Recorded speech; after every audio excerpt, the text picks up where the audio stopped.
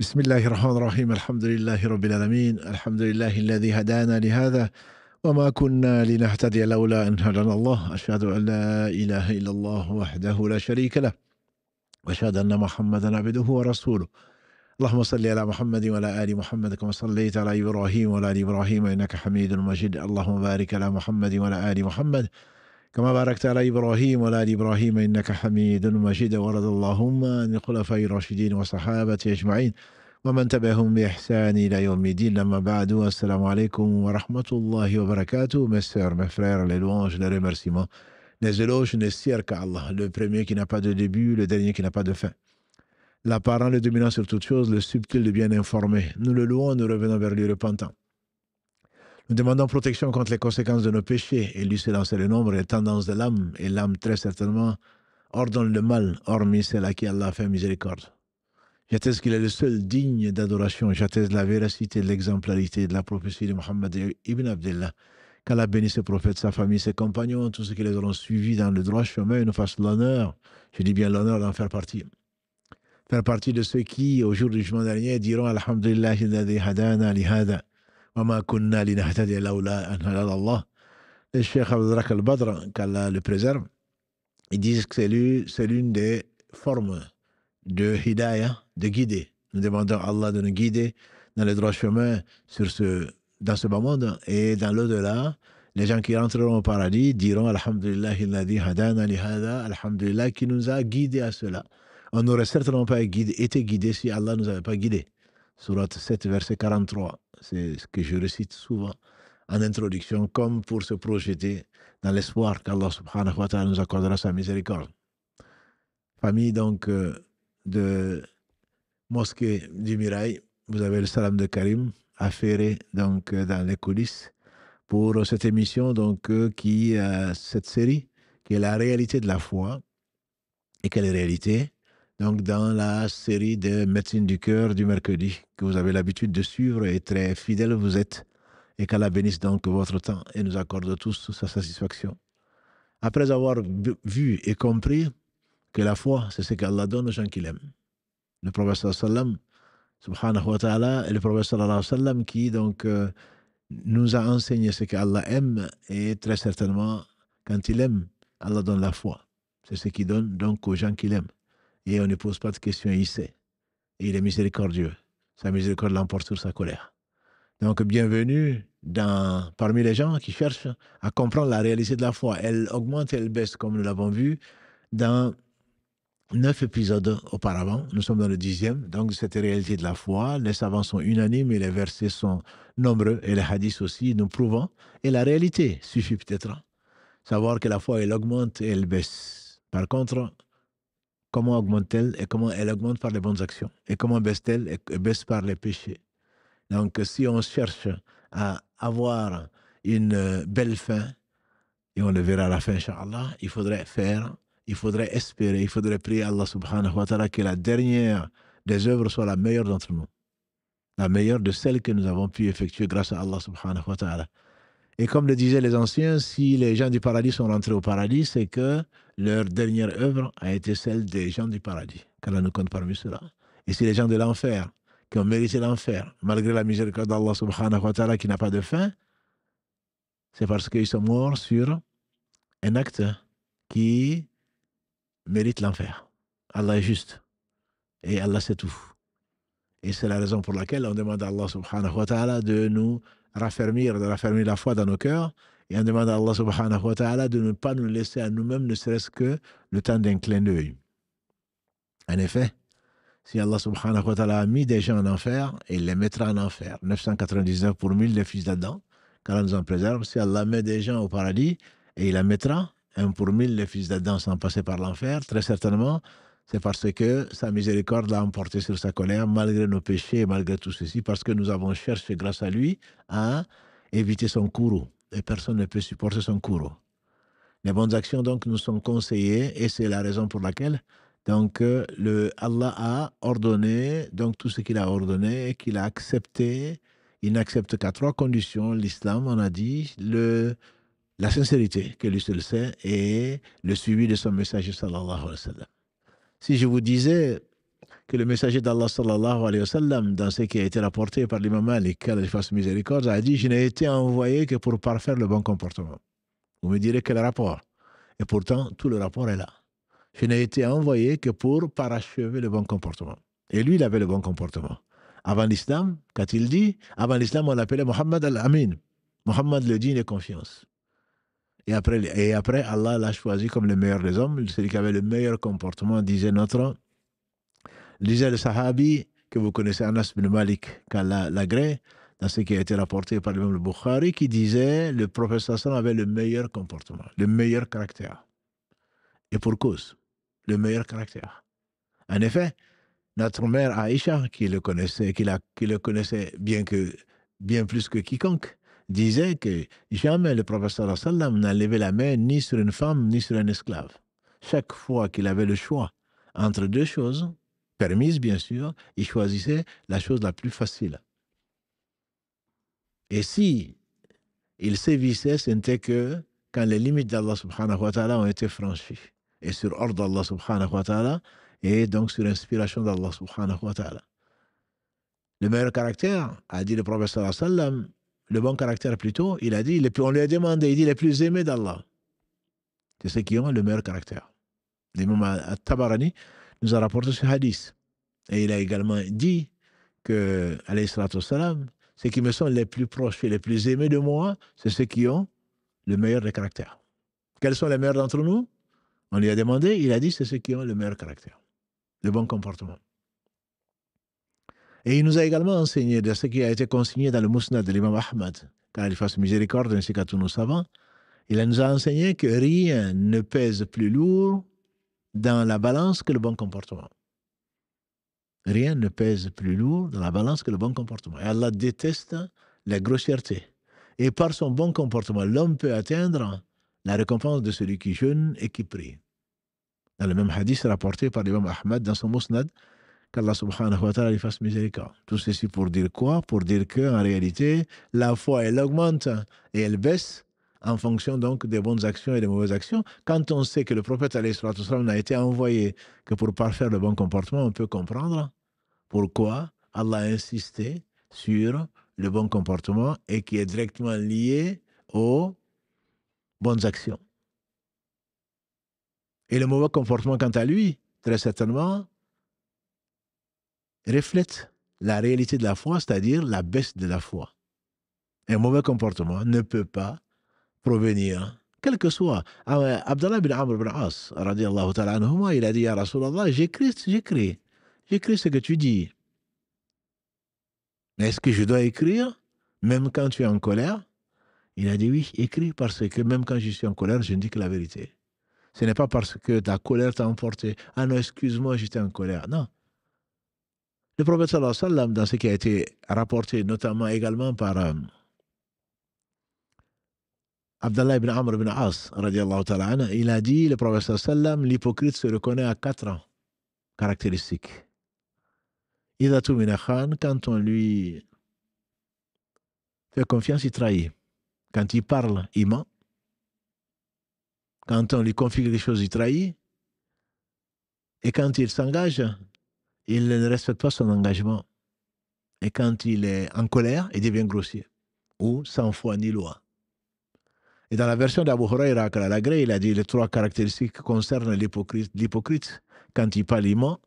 Quand il lui confie, il ne tient pas, il ne rend pas son dépôt. Et pourtant, tellement important chez Allah subhanahu wa ta'ala, amana. Et quand il promet, il trahit sa promesse. Et dans une version de l'imam Muslim, il est dit, et même s'il est un hypocrite, même s'il prie, même s'il jeûne, et prétend être musulman. Donc celui qui a ces mauvais comportements, c'est à cause de ses péchés, à cause de son mauvais caractère. Et en réalité, quand tu remontes, comme le font les savants, quand ils essaient d'expliquer et de comprendre les bases même de l'islam, ce qu'Allah a ordonné, on a souvent dit sur cette antenne, qu'Allah n'a ordonné que les choses qui sont indispensables. Et si Allah nous ordonne la prière, il nous ordonne le jeûne, il nous ordonne la zakat, il nous ordonne le pèlerinage, tout ceci c'est pourquoi? C'est comme des écoles dirait quelqu'un d'autre, c'est comme des écoles, ce sont des exercices pour conserver ou pour parfaire le bon comportement. Tout, absolument tout. Quand tu sais que même un sourire, enlever un obstacle de la rue, aider quelqu'un qui s'est perdu, tout acte, aussi anodin puisse-t-il paraître, reste une adoration si tu le fais pour Allah subhanahu wa ta'ala et fait partie du bon comportement. Quant à celle qui passait ses nuits à prier, ses jours à jeûner, et on dit que ses voisins se plaignent d'elle, le prophète m'a dit, elle a un enfer. Quant à cette femme prostituée qui a été éprouvée, comme vous le savez, par la soif, qui s'est retrouvée dans un désert, et vous ne savez pas ce que c'est qu'un désert, s'est retrouvée dans un désert hostile et qui était assoiffée, Allah a mis devant elle un puits. Elle descend et elle va boire. Il n'y avait pas de robinet, bien entendu, dans ce puits. Et elle remonte. Et Allah l'éprouve par une chienne qui mourait de soif. Elle se dit, cette chienne doit vivre ce que j'ai déjà vécu il n'y a pas si longtemps que ça. Donc je sais ce que c'est que la soif. Elle redescend à la force de ses bras, mettant sa chaussure entre les dents. Dans le puits, elle remonte la chaussure pleine à la chienne qui boit et elle refait ce geste autant de fois jusqu'à ce que la chienne plutôt soit désaltérée. Et à cause de cela, Allah lui a pardonné. Ça, c'est la compassion. Ne fait pas partie de nous celui qui n'a pas de compassion vis-à-vis de nos enfants et qui ne respecte pas les personnes âgées. Tout ça, c'est quoi? C'est le bon comportement. Wallahi la yu'min, a dit le prophète sallallahu alayhi wa sallam, je jure par Allah qui ne croit pas, il n'est pas croyant. 3 fois. On dit qui donc? Ya Rasulallah sallallahu alayhi wa sallam, il dit celui dont les voisins ne sont pas à l'abri de ses méchancetés. Qu'est-ce que c'est que le musulman? Qu'est-ce que c'est que le musulman? Il a dit, alayhi salatu wa sallam, le musulman, c'est celui dont les gens n'ont pas à se soucier des méfaits de sa langue et de sa main. Les gens n'ont pas à se soucier des méfaits de sa langue et de sa main. C'est pour cela que, qu'Allah fasse miséricorde au philosophe qui a dit, l'important n'est pas ce que l'homme dit de sa foi, c'est ce que sa foi fait de l'homme. L'important, ce n'est pas ce que l'homme dit de sa foi, c'est ce que la foi fait de l'homme. En réalité, quand on est venu trouver Muhammad sallallahu alayhi wa sallam, on lui a demandé qui est le meilleur. Il a dit, c'est Youssouf, Joseph, prophète, fils de prophète Israël, petit-fils de prophète Isaac, arrière-petit-fils de l'ami d'Allah subhanahu wa ta'ala, qui dit dans la sourate 4, وَتَخَذَ اللَّهُ إِبْرَاهِيمَ خَلِيلًا, verset 125, et Allah a pris Ibrahim comme ami intime, comme rapproché. Ils ont dit non, ce n'est pas de celui-là dont on veut parler. Il a dit alors vous voulez dire le meilleur parmi vous? Ils ont dit oui, certes. Il a dit le meilleur parmi vous, c'est celui qui était meilleur, si Allah lui fait comprendre sa religion. Ce bon comportement, il est inné, mais il est surtout acquis. Et qu'Allah fasse miséricorde à celui qui disait, ne voyez-vous pas que même les chiens, on peut les dresser. Un animal, on le dresse, qu'il soit de cirque ou d'ailleurs. Comment tu vas prétexter toi en disant que non, moi je suis comme ça. Écoute, je suis né comme ça, j'ai été éduqué comme ça. Oui, mais l'éducation change. Tout ce qui peut être acquis. Et même l'inné, ça le polit. Même l'inné, ça le polit. Pour revenir à notre sujet des bienfaits de la foi dans ce bas monde, c'est le bon comportement. Et si tu regardes, si tu observes autour de toi, si tu réfléchis, ou seulement tu lis, c'est que les uns et les autres, plus valeureux que nous, ont écrit, je pense à nos savants, tu vas te rendre compte qu'en réalité, tout ce qu'Allah t'ordonne, et c'est ce qu'on appelle les bonnes actions, si tu les fais pour lui, suivant la sunna de son prophète sallam, tout ceci n'est pas autre chose que pour aller vers le bon comportement. Allah dit dans la sourate 29, verset 45, Inna salata tanha anil fahsha'i wal munkar. La prière empêche quoi? Des choses blâmables et des turpitudes. La prière, en tant qu'adoration, en tant que bonne action, et c'est l'acte le plus aimé d'Allah subhanahu wa ta'ala quand elle est faite à l'heure. La prière empêche, dit Allah subhanahu wa ta'ala, des actes blâmables et des turpitudes. Donc quand tu te mets à prier C'est une bonne action, bien entendu. Si c'est sincère, si tu suis la sunna du prophète sallam. Mais si ta prière ne t'a pas amené à un meilleur comportement, très certainement, c'est que ta prière n'a pas été acceptée. Sadaq Allah. Allah a dit vrai. Allah a dit vrai. Il faut encore continuer à prier. C'est une des sagesses pour lesquelles on disait souvent, la première chose sur laquelle a dit Muhammad sallallahu alayhi wa sallam, il ne parlait pas de lui-même, la première chose sur laquelle l'homme sera interrogé, c'est la prière. Allah dit aux anges, j'ai regardé son livre de la prière. Si le livre de la prière est complet, Allah subhanahu wa ta'ala dit, j'accepte tout. En effet, la prière empêche des choses blâmables et des turpitudes. La prière empêche des choses blâmables et des turpitudes. Si toi, tu viens toujours à la mosquée, on te voit toujours prier. Combien de nos sœurs se plaignent à l'imam, en train de dire, mon mari, et vous le connaissez, il est toujours à la mosquée. Mais il est ceci, il est ceci, il est cela. Si ce qu'elle dit est vrai, très certainement, sache que tu dois encore redoubler d'efforts, mon frère, pour être le meilleur. Le prophète sallam n'a-t-il pas dit, le meilleur d'entre vous, c'est ceux qui sont les meilleurs avec leur famille ou avec leurs femmes, comme il a dit à l'histoire. L'islam t'amène à avoir un bon comportement. Si ça, c'est le cas de la prière, et c'est l'une des sagesses pour lesquelles Allah en a prescrit 50 fois par jour, qu'il a réduit à 5 fois par jour, pour que tu reviennes souvent, que tu fasses un examen de conscience. Le prophète sallam ne disait-il pas, celui qui croit en Allah est au jour du jugement dernier. Celui qui croit en Allah est au jour du jugement dernier, qui dise du bien ou qui se taise. Celui qui croit en Allah au jour du jugement dernier, qu'il fasse ceci ou cela, qu'il honore son hôte, que, etc., etc. Pourquoi? Parce que ce rappel d'Allah subhanahu wa ta'ala, de sa rencontre certaine, doit t'amener à faire des bonnes actions ou éviter les mauvaises. Le ruiné, a-t-il dit. Est-ce que vous connaissez l'insolvable? Certains le traduisent par le ruiné, celui qui n'a rien. Ils ont dit oui. L'insolvable ou le ruiné, c'est celui qui n'a ni dirham, donc l'argent, ni mata. Il n'a pas de bien matériel. Il a dit non. L'insolvable ou le ruiné de ma communauté, c'est celui qui viendra avec beaucoup de prières, beaucoup de jeûnes, beaucoup de bonnes actions, beaucoup de sadaqat. Il a frappé un tel, insulté tel autre, pris le bien de tel autre. Au jour du jugement dernier, ceux-là viendront.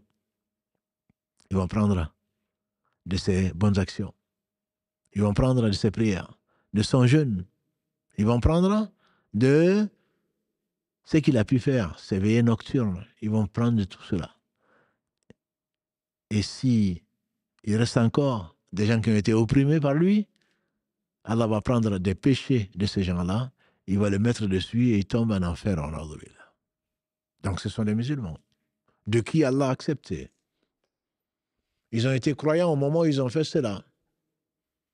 Les péchés qu'ils ont faits ne concernaient pas qu'eux. C'est le type de péché qu'Allah ne pardonne pas sans avoir compensé le mal par tes bonnes actions. C'est comme un commerçant qui a des centaines de milliers d'euros. En réalité, sa dette vis-à-vis de la banque, ou vis-à-vis de l'État, ou vis-à-vis de je ne sais quoi d'autre, est double, voire plus. Il est vraiment ruiné. Il va faire un dépôt de bilan. Voilà. Il va devenir insolvable à la Banque de France. Pourquoi? Parce qu'il a trop de dettes et il ne peut pas. Et là-bas, bien sûr, au jour du jugement dernier, il n'y aura pas d'autres compensations que les bonnes actions et les mauvaises. Je disais donc que la prière empêche des choses blâmables et des turpitudes. N'as-tu pas vu ce qu'Allah a dit, subhanahu wa ta'ala, ma sœur? Mon frère, Allah dit dans la sourate Al-Baqarah, verset 177. ليس البر أن تولوا وجوهكم قبل المشرق والمغرب ولكن البر من آمن بالله واليوم الآخر والملائكة والكتاب والنبيين وآتى المال على حبه ذوي القربى واليتامى والمساكين وابن السبيل إلى الآخر آية. Ce verset qu'on appelle le verset du bien ou de la bonté, Allah dit la bonté, la piété ne consiste pas à ce que tu tournes ton visage vers l'Orient ou vers l'Occident. Non, c'est vers la Kaaba, où que tu sois. فَوَلُّوا وُجُوهَكُمْ شَطْرَ الْمَسْجِدِ الْحَرَامِ. Où que vous soyez. أَيْنَمَا كُنْتُمْ. Tournez votre face vers la maison sacrée.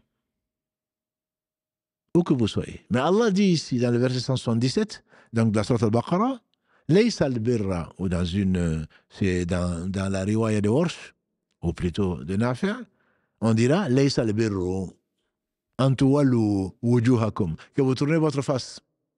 An tuwallu wujuhakum, qibla al-mashriqi wal-maghrib, Orient ou Occident, ce n'est pas ça le problème. On nous voit en train de prier, semblant concentré. Allah dit, c'est pas ça. La piété, c'est pas ça. La piété, c'est والبر ليس البر أن تولوا وجوهكم قبل المشرق والمغرب ولكن البر من آمن بالله واليوم الآخر. La piété, le bien, c'est quoi? C'est le fait de croire en Allah et au jour du jugement dernier.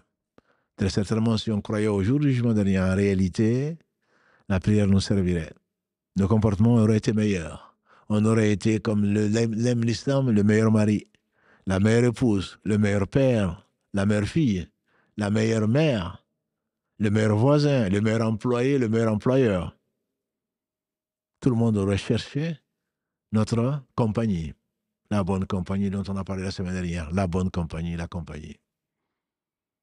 Tout le monde aurait cherché à profiter de notre sourire, de notre bienveillance. Si les gens disent que tu es mauvais, c'est que tu es mauvais. Un jour meilleur qu'aujourd'hui, le prophète alayhi salam, il a vu passer, et il n'y a pas de hasard, il a vu passer un cortège funèbre. Les gens ont dit du bien de cette personne. Il s'est contenté de dire, ça a été dit. Un autre cortège funèbre est passé. Les gens ont dit du bien de cette personne. Il a dit, ça a été dit, ça a été écrit plutôt.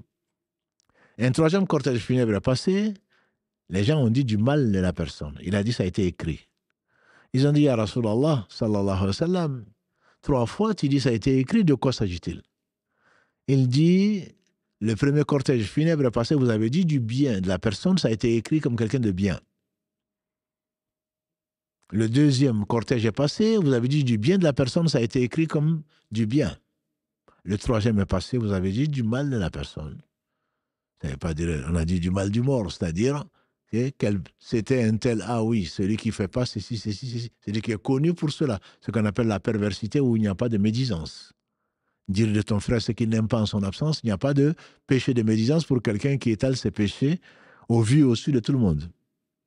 Parce qu'il se serait caché encore, oui. Il n'aurait pas aimé qu'on le dise, oui. Mais celui-là, il le fait, il en est fier. Il n'y a pas de médisance pour celui-là.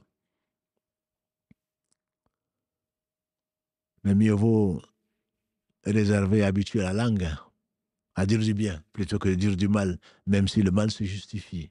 Il a dit, le troisième cortège est passé donc, vous avez dit du mal de la personne et il a été écrit comme quelqu'un de mal. Il a conclu ce hadith comme vous êtes les témoins d'Allah sur la terre. Les gens sont les témoins, soit pour nous, soit contre nous. Soit pour nous, soit contre nous. Donc quand les gens disent que tu es bien, peut-être que tu es bien. Allah seul sait. Wallah nuzaki Allahi ahad. Allah seul sait si tu es bien ou pas. Par contre, s'ils disent que tu es mauvais, ma soeur, mon frère, c'est que tu es mauvais.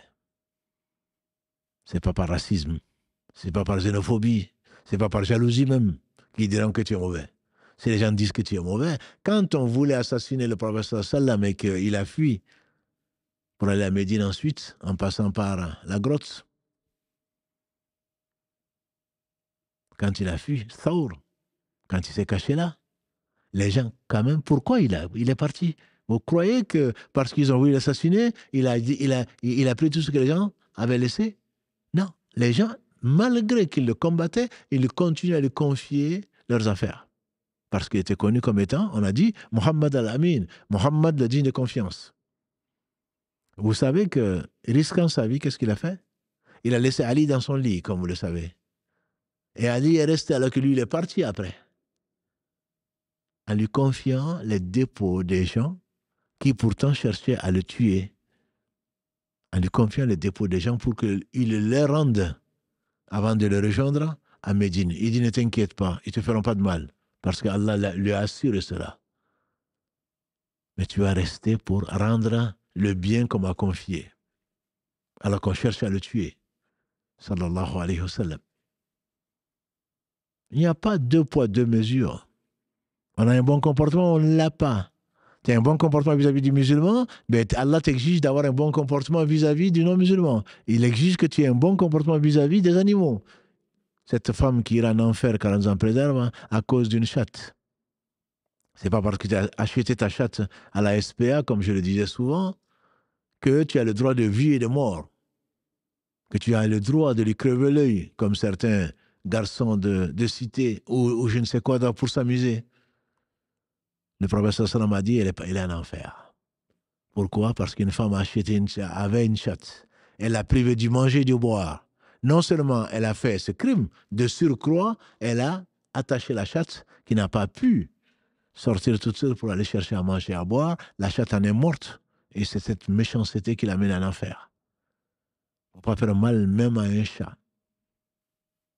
Sinon, cela fait partie des gens, donc, pour revenir au hadith de l'imam Muslim, quand le prophète sallam a dit non, ce n'est pas le ruiné, l'insolvable, ce n'est pas celui qui n'a pas de dirham ou de bien, beaucoup de prières, beaucoup de jeûnes, beaucoup de bonnes actions. Il a frappé un tel, insulté tel autre, pris le bien de tel autre. Ils vont se plaindre à Allah subhanahu wa ta'ala, qui est le juste, et qui va prendre ses bonnes actions, qui va lui mettre dessus. Qui va prendre ses bonnes actions, qui va les donner pour compenser les torts causés aux autres. Et s'il n'en a plus de bonnes actions, c'est pas fini. On va prendre les péchés, l'équivalent des péchés, et Allah est juste, l'équivalent de ses péchés, pour le mettre sur lui, et il tombe en enfer en ordre. La prière empêche les choses blâmables et les turpitudes. Si ta foi augmente au travers de l'imploration de ton Seigneur subhanahu wa ta'ala, c'est que tu as vraiment prié. Et cette prière, elle a été faite pour quoi? Pour que ton comportement soit meilleur vis-à-vis d'Allah, bien sûr, mais vis-à-vis de ses créatures également. Lui, il pardonne tous les péchés, sauf celui qui le rencontre en lui associant quoi que ce soit. Péché qui ne pardonne pas.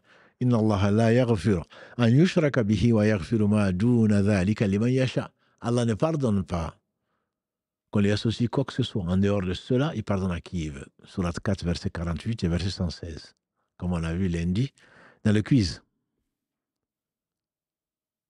Et donc, ce bon comportement, ça c'est dans la prière. Si tu es constant dans ta prière, très certainement ton comportement va être meilleur. On entend souvent, non, c'est quelqu'un qui est bien, il lui manque la prière. Tu veux dire, il lui manque l'essentiel. Ou il lui manque tout. La prière empêche des choses blâmables. Puis toi qui as tendance à dire, non, moi je veux bien prier, Allah sait que je l'aime. Je l'aime, Allah, tu ne peux pas imaginer.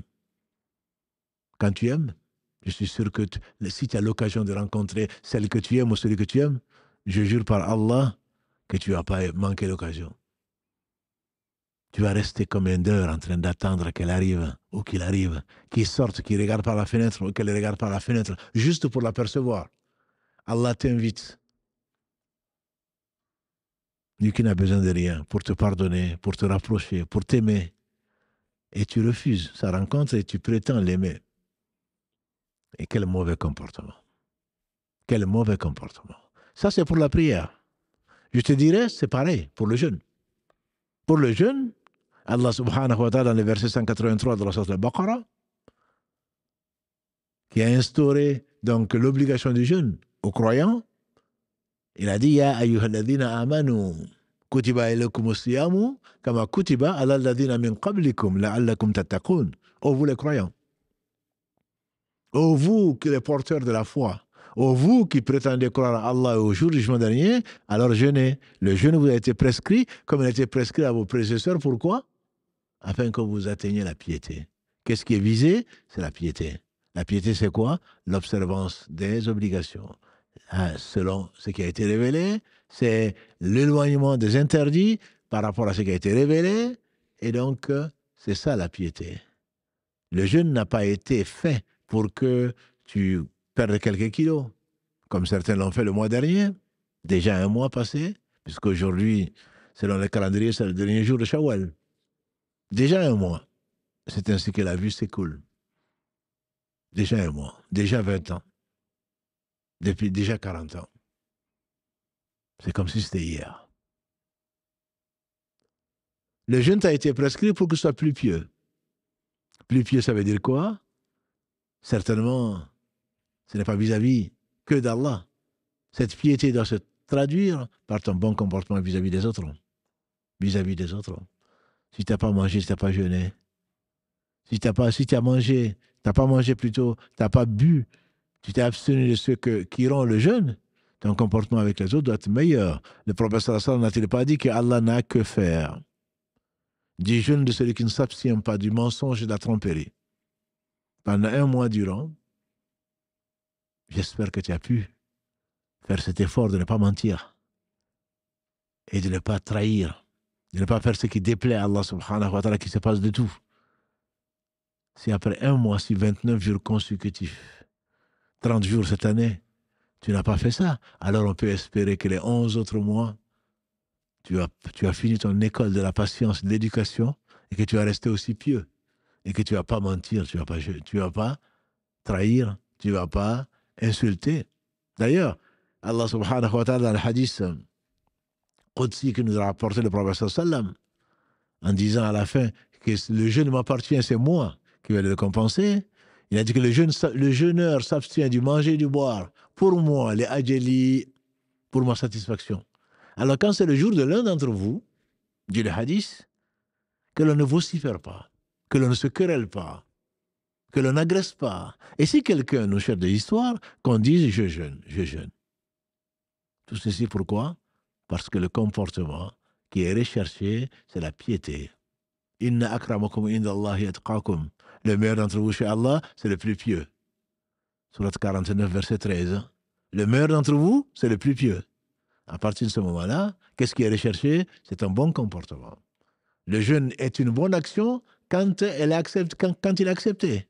Il n'est accepté qu'à la condition expresse que tu observes ce qu'il faut observer. Comme patience, comme obéissance, comme éloignement du faux et de ce qu'Allah n'aime pas. Voilà l'école du jeûne. On va prendre la zakat. Troisième pilier de l'islam après la prière. Parce que Allah t'a donné beaucoup. Et c'est peu par rapport à ce qu'il possède. Et que tu as économisé, tu n'as pas eu besoin de ce qu'il t'a donné au point que tu as atteint un certain seuil.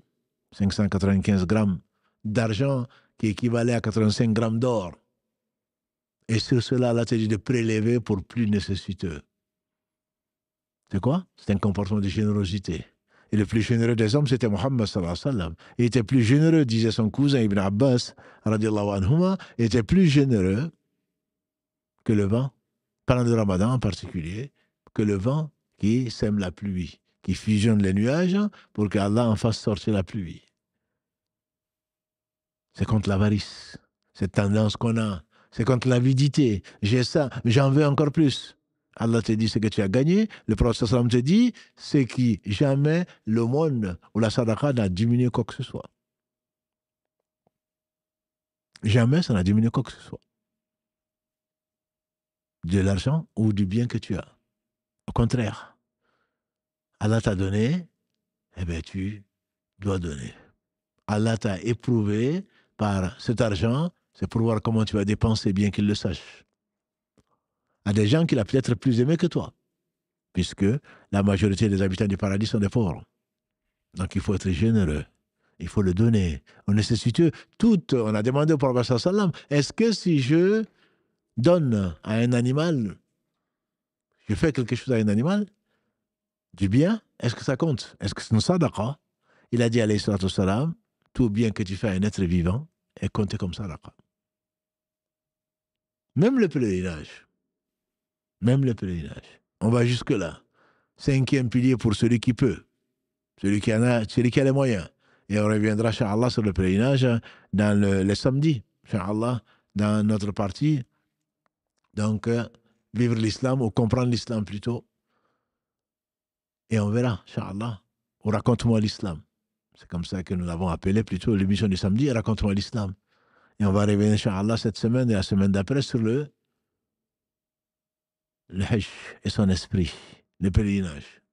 Allah dit dans la sourate Al-Baqarah, verset 197, le pèlerinage est pendant des mois bien déterminés. Ashurum ma'lumat. Et celui qui entreprend le pèlerinage, hein, qu'il ne vocifère pas, qu'il ne fait que la fusuqa wa la jidala fil hajj, et qu'il ne se dispute pas pendant le hajj. Le voyage est une épreuve. Le pèlerinage en particulier. Et que pendant ton mois, ou tes 3 semaines, ou tes 2 semaines, malgré la difficulté, malgré la fatigue, tu dois avoir le meilleur comportement. Allah te dit, prenez des provisions. Vous voulez amener de quoi manger? Vous voulez amener de quoi vous passer des autres? Très certainement, c'est bien. Ne partez pas comme ça au pèlerinage, les mains vides, pour ne pas être dépendant des autres, pour ne pas aller commander là-bas. Mais la meilleure des provisions, c'est la piété. Et la piété, c'est ça. C'est quoi? On a dit, Allah l'a défini comme étant le fait de donner aux pauvres, le fait de croire en Allah, au jour du jugement dernier, au livre, aux prophètes, mais également de donner quelques penchants que tu es. Que tu donnes de ton argent ou de tes biens alors que tu en as besoin, alors que l'amour de ce bien est en toi. Zawil Qurba à tes proches. Wal yatama wal masakina wa ibn sabil. Zawil Qurba, tes proches. Wal yatama, les pauvres, les orphelins. Et les gens qui sont dans le besoin, c'est pas parce que tu es meilleur qu'eux, c'est parce qu'Allah subhanahu wa ta'ala les a éprouvés pour leur bien.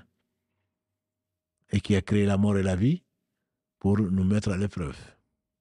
Donc tu prends ces piliers de l'islam, les 4 qu'on a vus, basés sur le premier, qui est l'attestation qu'Allah c'est le mérite de l'adoration, que Mohammed est son messager, tu vas te retrouver dans ta foi va augmenter au travers de ce qu'Allah subhanahu wa ta'ala t'a ordonné. C'est ce qui t'a ordonné. Et en le faisant, très certainement, ta foi va augmenter. Les fruits donc de cette foi vont se traduire par quoi? Encore une fois, par le bon comportement. Une façon, tu as prié, tu as jeûné, tu as donné la zakat, ça c'est des œuvres. Mais le fruit, c'est qu'est-ce que tu en tires? C'est la taqwa. La taqwa, c'est quoi? C'est la piété.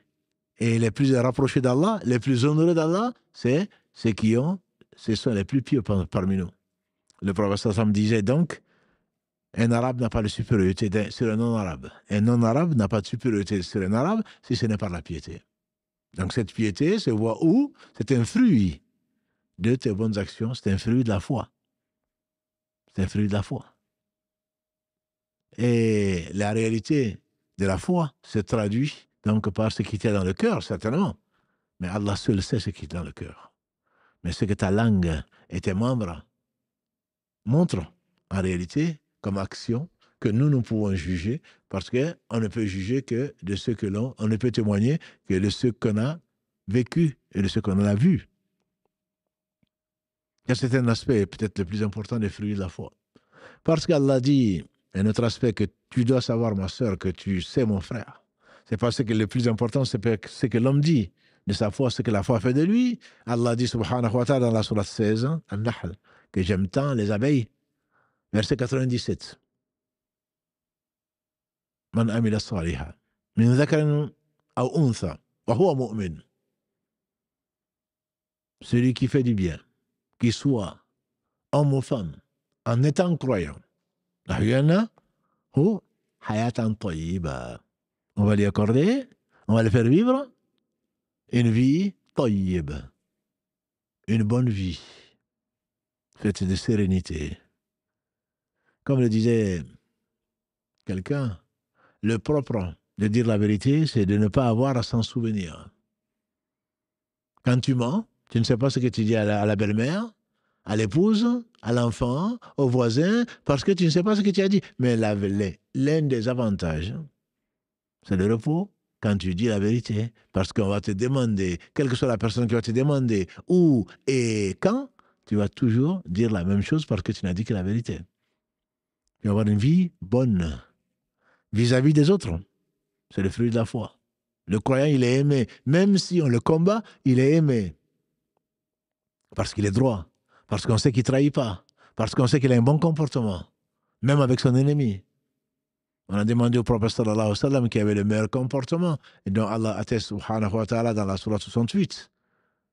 Innaka la'ala khuluqin azim. Tu es certainement pétri d'un excellent caractère. Que tu tires d'où? Que tu tires de la révélation. Avec ce qu'Allah t'a donné. De noble caractère. Qu'il a fait monter au degré le plus élevé. Qu'un homme puisse atteindre. Auprès d'Allah subhanahu wa ta'ala. Grâce à Allah. Et par Allah subhanahu wa ta'ala. Parce que ces œuvres étaient faites pour Allah. Tu vas avoir une vie de sérénité. Une vie de tranquillité. Parce que tu crois en Allah, tu crois au jour du jugement dernier. Tu vas éviter de faire du mal. Tu crois au destin, n'est-ce pas? Tu crois au destin. Tu sais que si Allah a fait une chose, c'est la meilleure des choses qui arrive. C'est la meilleure des choses qui puisse arriver. Puisqu'il peut faire tout. S'il a décidé, dans sa sagesse, de t'éprouver par une chose, on sait que c'est la meilleure des choses pour toi. Et donc tu l'acceptes. Et tu n'es pas là en train de crier sur tous les toits, en train de te plaindre de ton Seigneur subhanahu wa ta'ala.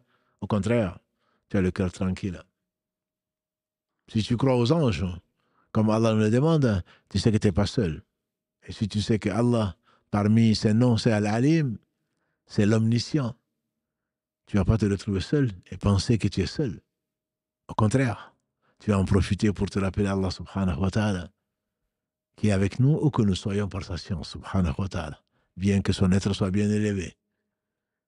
Au-dessus de la création, il t'observe où que tu sois. Wa huwa ma'akum aynama kuntum. Il est avec vous où que vous soyez. Et donc tu sais que les anges sont attachés. Ma yalfidhu min qawlin illa ladayhi raqibun atid. Tu ne prononceras pas une seule parole s'il n'est pas auprès de toi quelqu'un en train d'écrire. Un être en train d'écrire, on parle de deux anges, à droite et à gauche. Anil yamin wa anil shimal qa'id. Dans la sourate 50, comme Allah le dit, verset 18. Ma yalfidhu min qawlin. Il ne prononce pas une parole sans qu'il n'ait pas auprès de lui un écrivain. Et donc, quand tu le sais, très certainement, tu n'es pas seul. Comme le dit le poète, quand tu es dans la solitude, ne pense pas que tu es seul. Dis plutôt que tu as un observateur. Raqib. Et donc, que tu sois en public ou que tu sois en privé, ton comportement ne va pas changer. Nous sommes nombreux à avoir de bons comportements. Je disais encore il n'y a pas longtemps. Une sœur qui se plaint de son mari avec les autres. Mais il est extraordinaire. Tout le monde dit bien de lui. Mais en réalité, c'est un monstre. Avec son épouse, avec ses enfants, avec sa famille. Et pourtant, c'est eux qui sont les plus éprouvés. Par toi. Et toi par eux. Et tu seras interrogé dessus. Ce Maïa a cette compagnie générale, dirait les savants, Maïa, Allah est avec nous. Par sa science. Ce Maïa, c'est ce qu'il faut enseigner, je disais, aux enfants. Ce n'est pas parce que je ne suis pas là que Allah ne te voit pas. Ce n'est pas parce que personne ne te voit que. Parce qu'Allah sait tout et tu y as des observateurs. Et tout va témoigner, soit pour nous, soit contre nous. Que ce soit notre propre main ou nos propres mains, notre peau, nos yeux, nos pieds, tout va témoigner, soit pour nous, soit contre nous. Et Allah suffit comme témoin. C'est une notion à cultiver pour toi-même, mais comment tu vas l'enseigner alors que tu ne l'as pas comprise, cette notion, encore moins, tu ne l'as pas mise en application. Quand tu vas croire au messager, alayhi salatu wassalam, très certainement, cela va t'accompagner ta vie durant. C'est une bonne action. Que dis-je? Allah dit subhanahu wa ta'ala, لَقَدْ كَانَ لَكُمْ فِي رَسُولِ اللَّهِ أُسْوَةٌ حَسَنَةٌ لِمَنْ كَانَ يَرْجُو اللَّهَ وَالْيَوْمَ الْآخِرَ وَذَكَرَ اللَّهَ كَثِيرًا. Dans la sourate 33, verset 21, Allah dit, vous avez certes, dans le messager, un bel exemple pour celui qui croit en Allah et au jour du jugement dernier. Et donc, il faut connaître sa sira. Il faut connaître comment il a réagi, le prophète sallam. Comment il a réagi. Qu'est-ce qu'il faisait? Qu'est-ce qu'il disait? Comment il était avec sa famille? On a demandé à notre mère Aïcha, qu'elle a l'agré, quel était le comportement du prophète sallam. Elle a dit son comportement.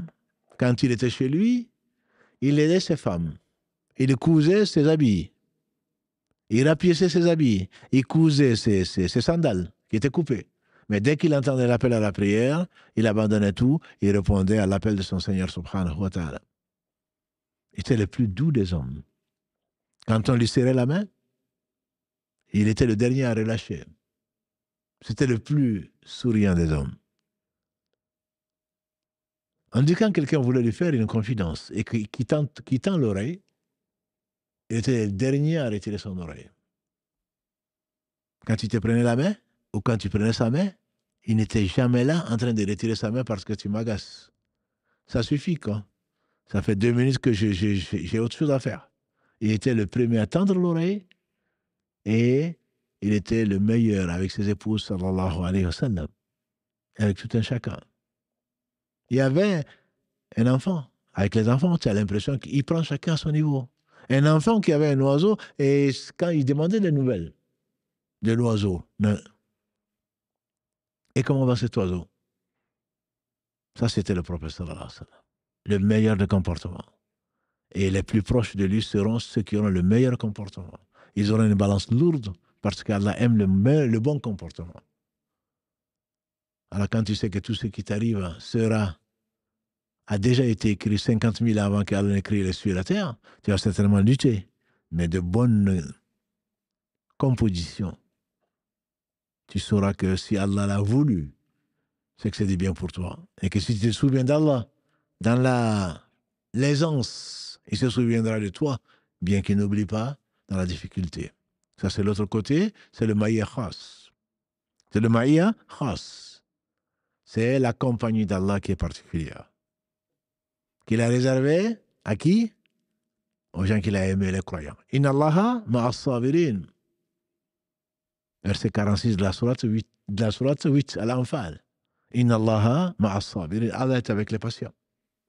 Et rien n'a été donné de plus beau, de plus vaste et de plus utile que la patience.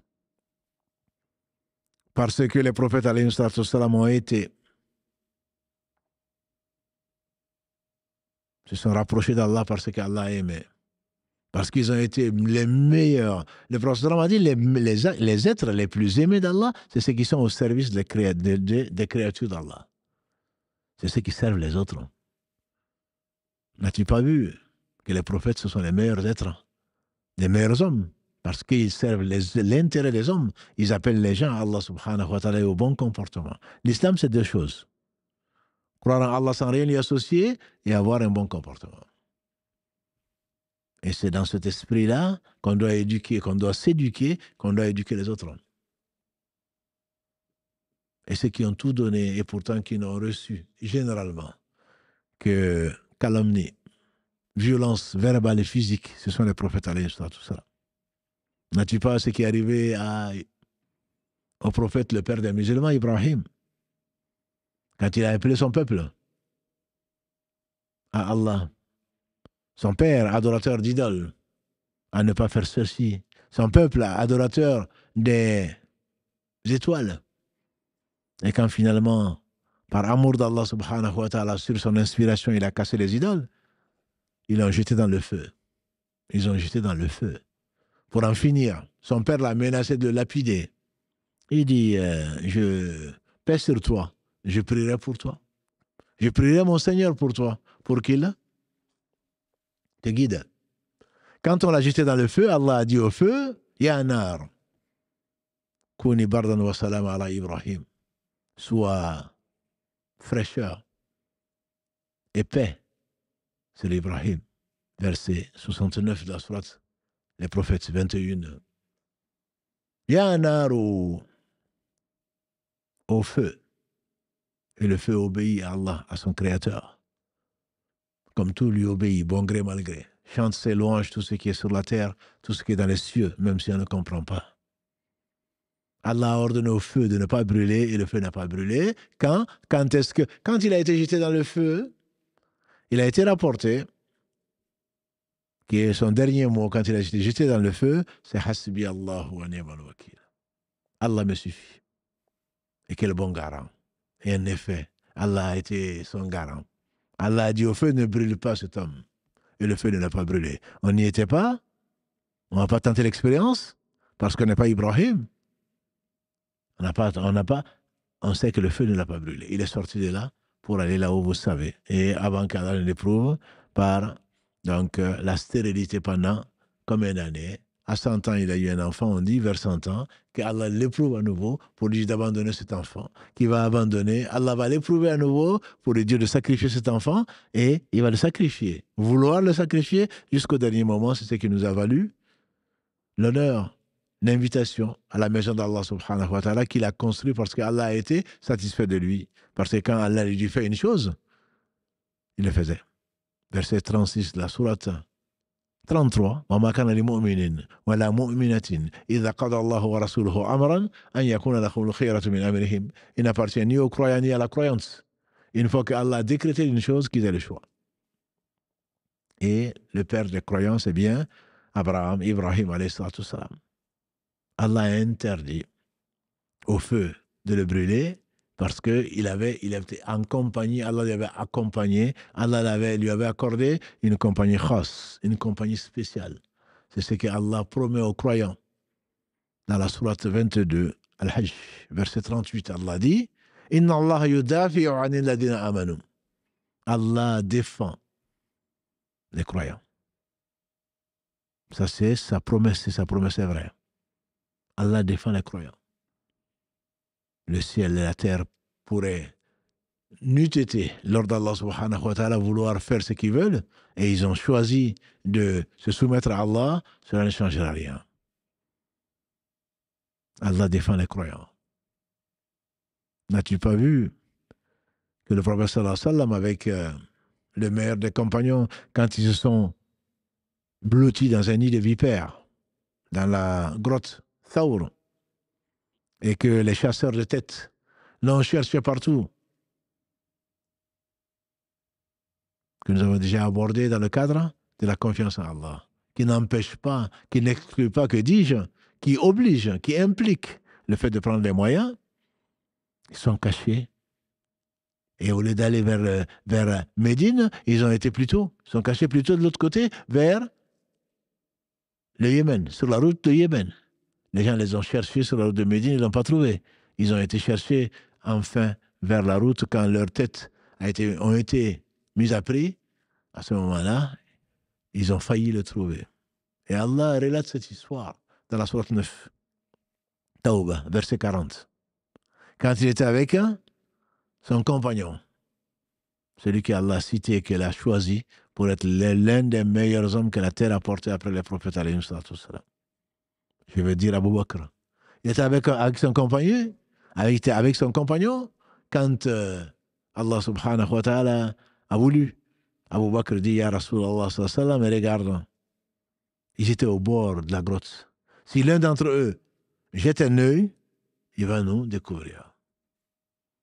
Il a dit, Ya Abu Bakr, oh mon cher Abu Bakr, Ma dhannuka bithnayn, Allahu thalisuhuma. Que penses-tu de deux, dont Allah est le troisième? Que penses-tu de deux, dont Allah est le troisième? Allah a fait descendre sa sakina sur son messager. Et il a aidé, comme Allah dit, par une armée que vous ne connaissez pas. C'est par les anges. Et il est sorti de là indemne, ils sont partis. Ceux qui recherchaient n'ont vu que du feu, je dirais. Quand le prophète sallam, sa tante, par alliance, la mère l'épouse d'Abu Jahl, sur eux tous les deux, l'épouse de Abu Lahab plutôt. Tabbat yada Abi Lahabin wa tab. Quand l'épouse d'Abu Jahl, dans la sourate 111, qu'Allah qualifie wa amratuhu hammalat al-hatab, et son épouse porteur de fagots, de bois. Et elle est en enfer avec son mari. Quand Allah subhanahu wa ta'ala a inspiré son prophète sallam qui a appelé à Allah sur le mont As-Safa, et son oncle, le frère de son père, Abdallah, Son oncle Abu Lahab se met à l'insulter. C'est pour cela que tu nous appelles Tabbat Yadak, que tes mains périssent. On peut imaginer la douleur d'un homme, le meilleur des hommes. Il n'a pas bronché. C'est Allah qui a répondu à sa place. Qui dit Tabbat Yada Abi Lahabin, que les mains d'Abu Lahab périssent. Wa Tab, que lui-même périsse. Et Allah vient en défense de son messager sallallahu alayhi wa sallam, comme il défend les croyants subhanahu wa ta'ala. Inna Allaha yudafi'u anil ladina amanu. C'est Allah qui défend les croyants. N'as-tu pas vu que Yunus alayhi salam, Allah en parle dans la sourate des prophètes 21, verset 87. N'as-tu pas vu que Yunus, quand il est parti en colère, et qu'Allah a voulu, il n'arrive que ce qu'il veut, qu'il soit celui qui, par tirage au sort, a été jeté dans la mer, que la baleine est venue l'avaler? Ce sont des créatures d'Allah comme c'est Allah qui a tout créé. Sur ordre d'Allah subhanahu wa ta'ala, oui. La baleine ne l'a pas vu venir.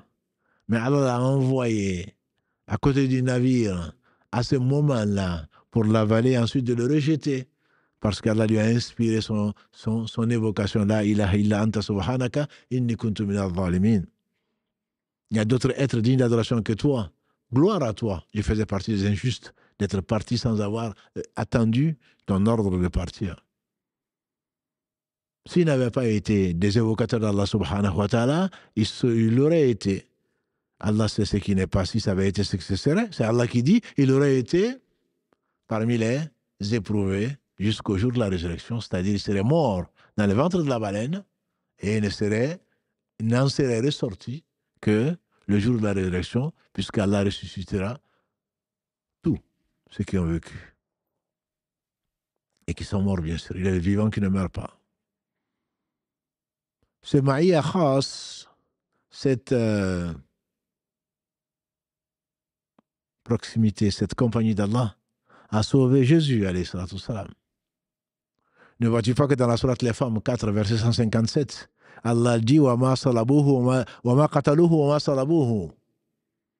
Ils ne l'ont pas tué, ils ne l'ont pas crucifié. Quand ils ont voulu tuer Jésus, alayhi salam, Allah l'a élevé. Et il reviendra avant la fin des temps. Allah l'a élevé. C'est pour cela que le croyant, le vrai croyant, fera tout en respectant les uns et les autres et le bon comportement. Un excellent comportement avec tout. Et s'il arrive ce qu'il arrive, c'est sur Allah qui compte. C'est sur Allah qui compte. Et Allah subhanahu wa ta'ala est très certainement celui qui suffit et qui est le meilleur garant. Ensuite, et ce n'est pas le moindre, c'est que la foi, nous avons commencé par cela, la foi, quand elle est haute, la fin sera heureuse. La fin sera heureuse. L'homme sera ressuscité sur ce sur quoi il est mort. L'homme sera ressuscité sur ce sur quoi il est mort. Celui qui connaît Allah subhanahu wa ta'ala a très certainement une foi plus grande que celui qui ne connaît pas. Si nous désobéissons à Allah, c'est par ignorance. Ignorance de quoi? Ignorance d'Allah. Ignorance de quoi? Ignorance de ce qu'Allah n'aime pas. Ignorance de quoi? Ignorance ou non-réalisation. Ignorance de ce qui nous attend au jour du jugement dernier. Ce sera l'objet, incha'Allah, de la semaine prochaine. Ignorance de quoi? Innama yakhsha Allah min ibadihi al-ulama. En réalité, ne craignent vraiment Allah que les savants. Surat 35, verset 28. Ne craignent vraiment Allah que les savants. Pourquoi? Parce qu'ils connaissent Allah. Et donc, le fait que ta foi est élevée, et on espère 60 combienième degré, 63e ou 63 et quelques degrés, ou 73 et quelques degrés, le meilleur de ces degrés étant là, le fait de dire la ilaha illallah, c'est pour cela que celui qui meurt dans cet état-là, très certainement rentrera au paradis quel que fussent ses péchés. Quand la foi est grande, très certainement, tu n'auras pas de soucis. Ce n'est pas moi qui le dis. Au moment de la mort, et comme la mort te surprend, comme elle va nous surprendre tous, la mort te surprendra. Et comme tu ne sais pas quand, alors ne joue pas avec le feu. C'est le cas de le dire. Ne joue pas avec le feu. Allah dit dans la sourate 41, verset 30. Allah dit dans la sourate 41, verset 30. إن الذين قالوا ربنا الله ثم استقاموا تتنزل عليهم الملائكة ألا تخافوا ولا تحزنوا وأبشروا بالجنة التي كنتم توعدون نحن أولياؤكم في الحياة الدنيا وفي الآخرة jusqu'à la fin du verset. Ceux qui disent notre Seigneur Allah ensuite, ils sont restés droits sur ce chemin. إن الذين قالوا, qu'est-ce qu'ils ont dit? ربنا الله, notre Seigneur Allah. Et donc, c'est le degré le plus élevé des branches de la foi. Ils sont restés droits, conformes à ce qu'Allah a révélé.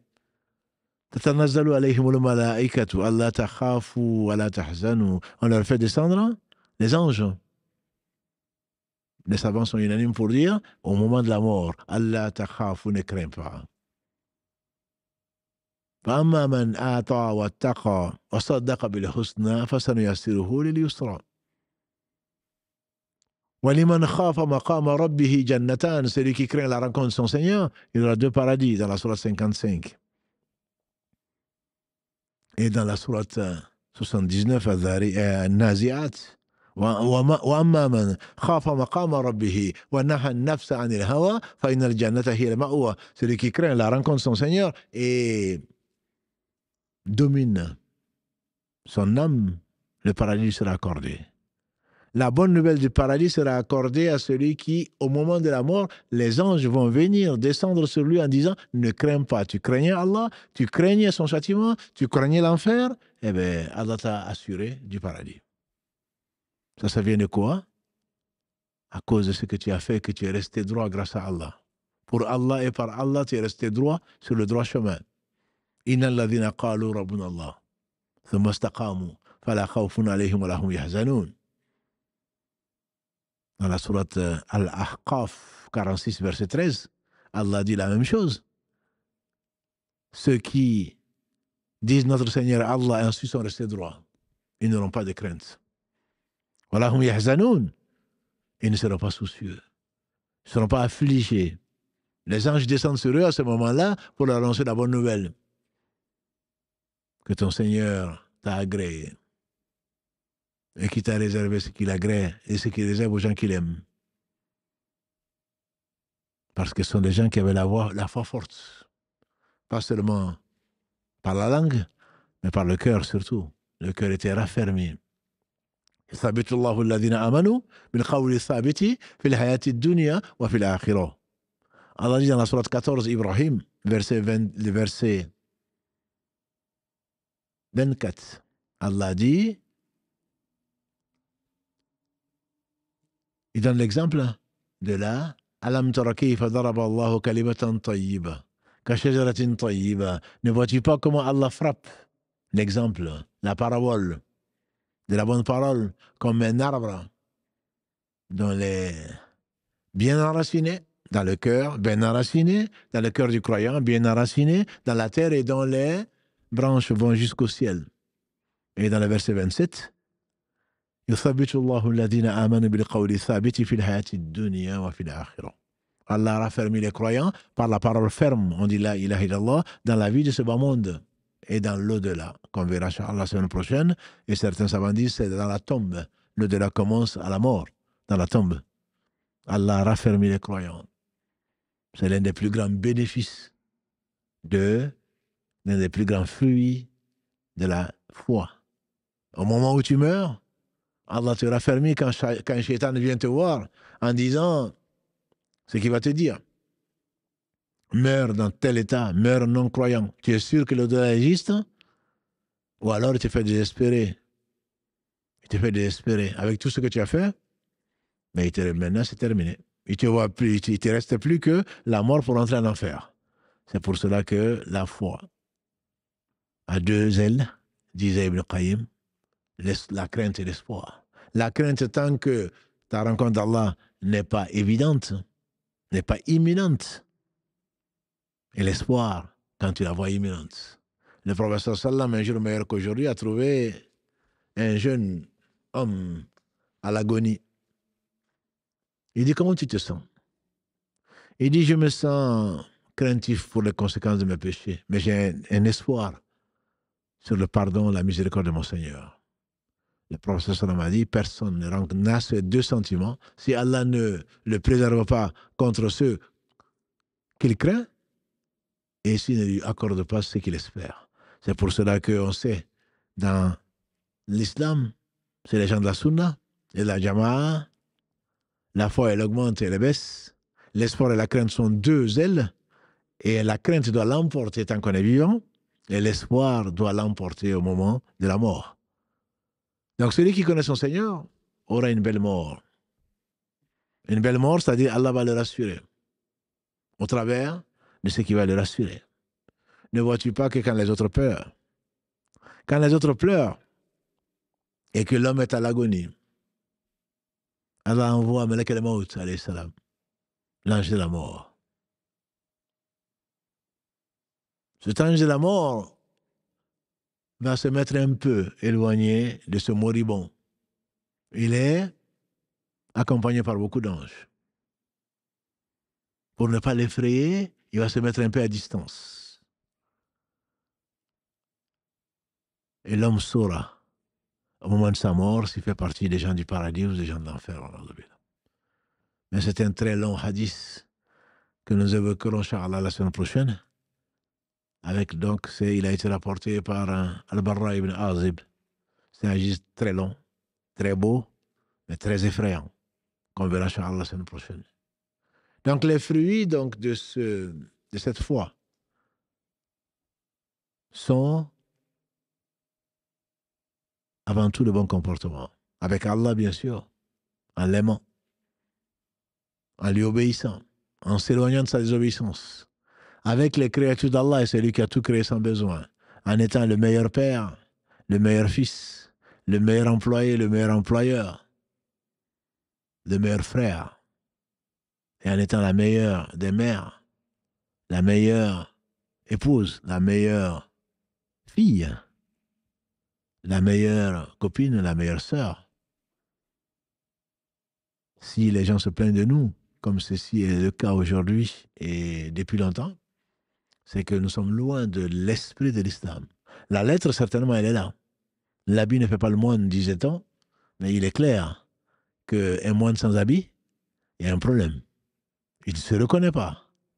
Et le conduit, les caractéristiques d'un croyant, c'est le bon comportement. Ce qui est dans le cœur, Allah seul sait.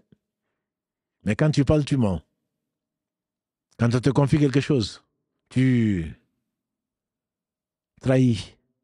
Tu ne redonnes pas les choses. Et quand tu promets, tu ne respectes pas ta promesse, très certainement. Et quand tu rajoutes à cela, et quand il est en colère, il n'a ni foi ni loi, le prophète sallam dit il a au moins un quart d'hypocrisie jusqu'à ce qu'il l'abandonne.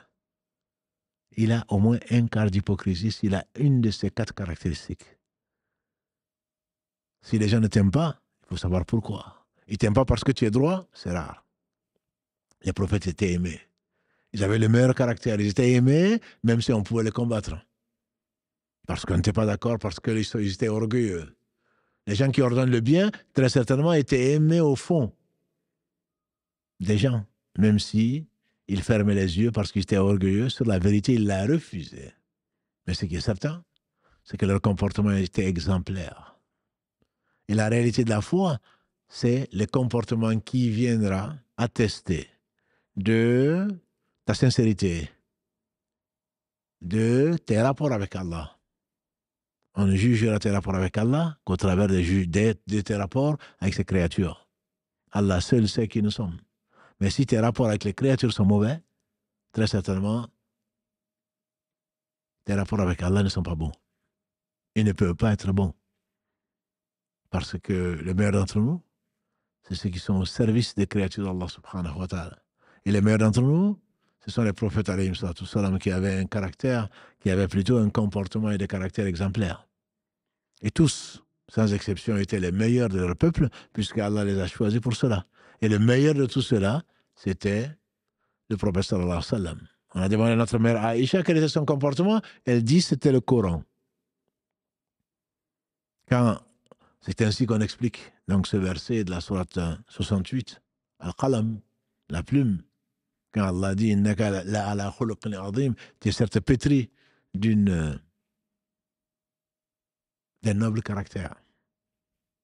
On dit quel était le comportement? Il dit c'était le Coran. Chaque fois que le Coran ordonnait une chose, il était le premier à le faire. Chaque fois que le Coran interdisait une chose, il était le premier à s'en éloigner. Sans compter les caractères innés qu'Allah lui a donnés de bravoure, de générosité, de pudeur et tout le reste. Donc le bon comportement va avec la foi. Le prophète n'a-t-il pas dit la pudeur et la foi sont ainsi, a-t-il dit. C'est-à-dire sont liés. Si l'un s'en va, l'autre s'en va.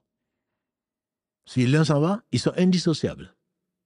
Si ça c'est vrai pour la pudeur, c'est aussi vrai pour autre chose, mais il a insisté dans ce hadith sur la pudeur. La pudeur bien évidemment vis-à-vis avant tout d'Allah subhanahu wa ta'ala. Et parmi ce que les anciens prophètes ont laissé, sur lesquels ils sont unanimes, si tu n'as pas de pudeur, fais ce que tu veux. Si tu n'as pas de pudeur, fais ce que tu veux. Si toi, ça ne te gêne pas de désobéir à Allah subhanahu wa ta'ala, ça ne te gêne pas d'aller contre les choses de la nature humaine, alors fais ce que tu veux. Et l'autre explication, c'est que si dans une chose, rien ne te repugne, alors tu peux la faire, elle est licite. C'est deux explications, mais qui sont complémentaires dans tous les cas. Le bon comportement est évident. Il est évident parce qu'Allah en a fait une seconde nature pour les êtres et il t'aime ou alors il te déteste par rapport à cela. Par rapport à ton comportement, qui doit venir refléter la réalité même de la foi au moment où tu te comportes. S'il y a une chose qui doit résumer donc cette série qui tire vers sa fin, le dernier épisode, Inch'Allah, sera le mercredi prochain, c'est bien les fruits de la foi. Dans ce bas monde, tu es dans un paradis, avec la quiétude, avec le bonheur dans lequel tu nages, même si les circonstances peuvent ne pas l'être. Un homme disait, le cheikh de l'Islam Ibn Taymiyyah, quand il fasse miséricorde, on lui fait dire qu'est-ce qu'ils peuvent me faire. Je suis dans un paradis. On m'a laissé en compagnie de mon Seigneur subhanahu wa ta'ala que j'invoque. Si on m'expulse, ce sera du tourisme. Et si on m'exécute, je serai martyr. Et Allah lui a donné ce qu'il décrit lui-même comme étant si le bonheur dans lequel je vis, étant seul et cloîtré dans une salle qui lui servait de prison, si ce que Allah m'a donné comme bonheur était reparti sur tout l'Orient, sur tout le Cham, ça aurait suffi aux gens. Mais on lui fait dire également, il y a un paradis dans ce bas monde. Celui qui ne le vit pas, je crains qu'il ne puisse pas rentrer au paradis de son Seigneur, en tout cas pas directement. Comment est-ce qu'un musulman, comment un vrai croyant peut être aussi malheureux? Je ne parle pas de l'actualité. En soi-même, comment tu vas te révolter contre Dieu? Comment est-ce que tu vas te plaindre de Dieu? Comment tu vas être insatisfait alors qu'Allah t'a tout donné? Explique-le-moi. C'est que la foi, malgré tes prétentions, n'est pas au niveau que tu prétends. Quand la foi est haute et qu'Allah nous donne une foi haute et surtout nous fasse mourir avec la plus haute des foi. Celui qui en mourant atteste qu'Allah seul mérite l'adoration. Très certainement, on a gagné ce bas monde et dans l'au-delà. Mais pour le faire, il faudrait que tu restes droit. Il faudrait que la vie de ce bas monde soit un tremplin pour la vie de l'au-delà, qu'on verra Inch'Allah la semaine prochaine. Il faudrait que ce que tu recherches le plus soit l'amour d'Allah, sa satisfaction et son agrément. Et Allah te donnera déjà ici-bas un paradis dans lequel tu vas vivre même si tu es seul, même si tu es dans la solitude, ou tu es avec les gens, tu es plutôt parmi les gens, mais avec Allah subhanahu wa ta'ala, c'est ce qui va te donner ce bonheur. Si tu es avec les gens, très certainement tu ne l'auras pas. Et cherchant la satisfaction des gens, tu ne peux pas y arriver. Celle d'Allah, tu peux y arriver. Celle des gens, tu ne pourras jamais réunir l'agrément, les satisfactions de tout un chacun, c'est impossible. Par contre, celui qui recherche l'agrément d'Allah subhanahu wa ta'ala, il aura et l'agrément d'Allah et l'agrément de ses serviteurs. Mais celui qui recherche la satisfaction des gens, il n'aura ni l'agrément d'Allah, ni l'agrément des serviteurs. Voilà ce que l'islam nous promet dans la vie d'ici-bas avant l'au-delà. La vie d'ici-bas doit être donc pour nous une occasion d'exceller dans le bon comportement vis-à-vis de tout ce que Allah subhanahu wa ta'ala a éprouvé au travers des rencontres qu'on a pu faire, ça et là. Et il n'y a pas de hasard. Il faudrait avoir le meilleur comportement, le meilleur des hommes, ne disait-il pas, quand il avait été éprouvé, c'est le plus éprouvé des gens, et qu'il allait, qu'on y a creusé un piège dans lequel il est tombé, il a cassé deux de ses incisives, et qu'on lui demande de maudire son peuple. Et il répondait, oh mon Dieu, Allahumma aghfir qawmi fa innahum la ya'lamun. Oh Allah, pardonne à mon peuple parce qu'ils ne savent pas.